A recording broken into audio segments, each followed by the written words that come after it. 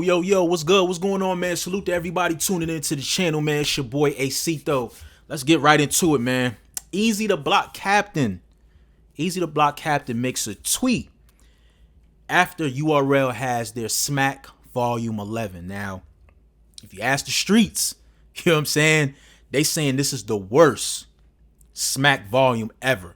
Okay? I gotta go back and do my due diligence because a lot of Smack joints, bro. I don't know. The worst ever? I don't know. That's what a lot of people were saying, but it was not a great night, great evening, I should say.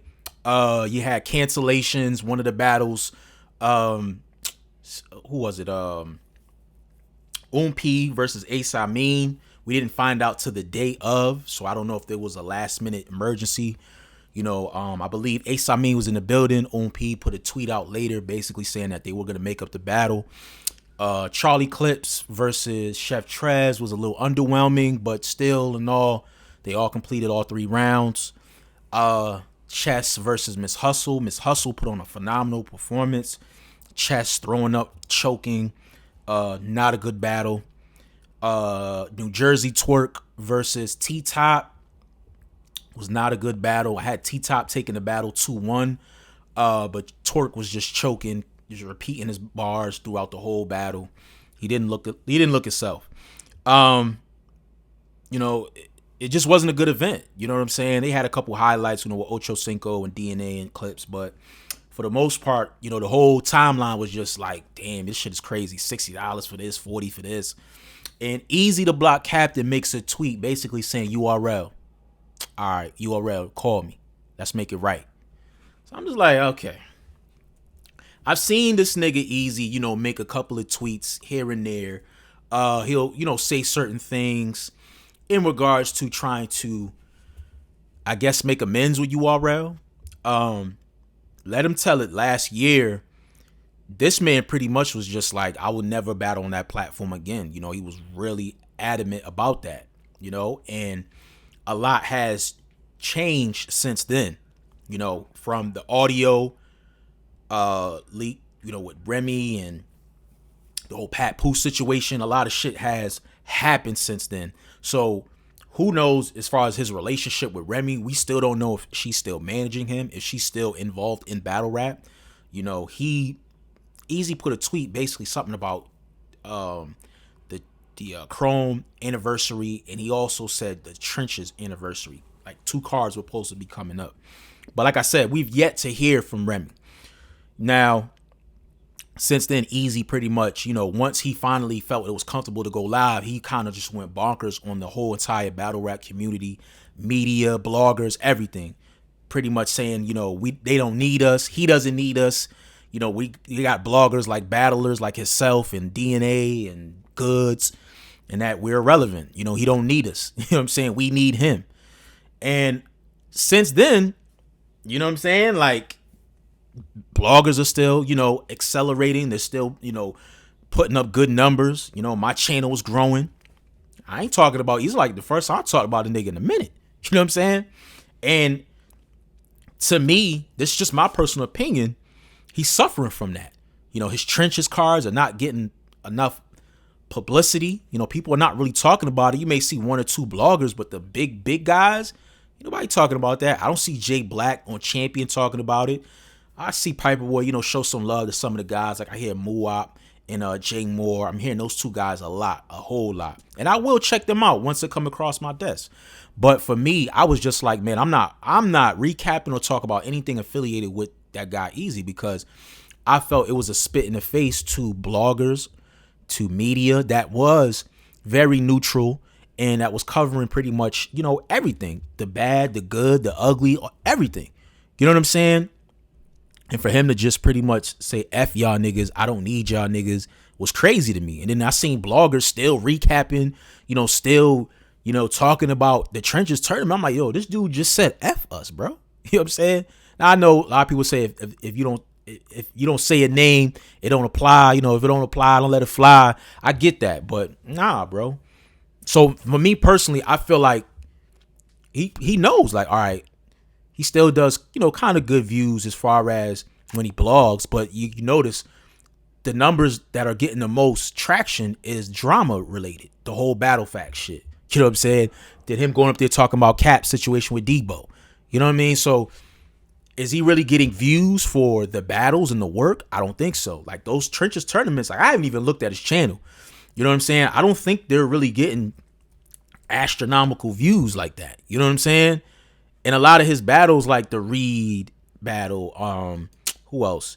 I don't even know what the disaster joint, because he took that shit down. So it's like, is his battles even getting views? Like, I don't know. You know what I'm saying? So just for me personally, I just feel like for him putting out that tweet was like a sign of, all right, yo, man, I got to make this shit right with Smack. I don't know if Remy fucking with me. I'm having a hard time trying to book matchups. And don't make no mistake about this. Eazy the Block Captain is one of the best battlers in the world. I don't care what none of you niggas say. You know what I'm saying? As much as he may not be disliked, he may do some weird stuff, he's still one of the best, bro. When he gets on that stage or when he gets in that room and he raps, he's going to give you 100% every single time. From the promotion to the professionalism, like you're gonna get your money's worth. If Eazy the Block Captain is he's one of the guys. I made a blog about knowing how can you extend your worth and things of that nature. If Eazy the Block Captain is on a card, I'm more than likely going to purchase that card. Eazy the Block Captain gave me a classic. That's one thing I can maybe have my personal views on Eazy, but one thing I will say, Eazy the Block Captain gave me a classic. And a part of me could like still be on the fence with the nigga, but he gave me a classic. You know what I'm saying? Not too many people, my favorites, gave me a classic yet this past couple years. So, but I'm just looking, you know what I'm saying, on this channel, a lot of the tournament battles, 2,000 views. Okay, Muwap, Presidential Dub, 7,000 views. That had some controversy behind it. But I'm just looking, bro. Like these joints ain't really that crazy, bro. Like 2,000 views, 3,000 views, 1,000 views. Like they're not really getting numbers like that, bro.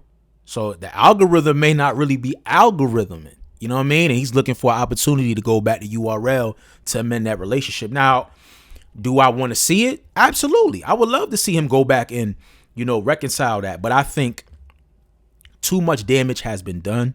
Too much public disrespect has been done. And there's a lot of egos involved. You know what I'm saying? A lot of egos.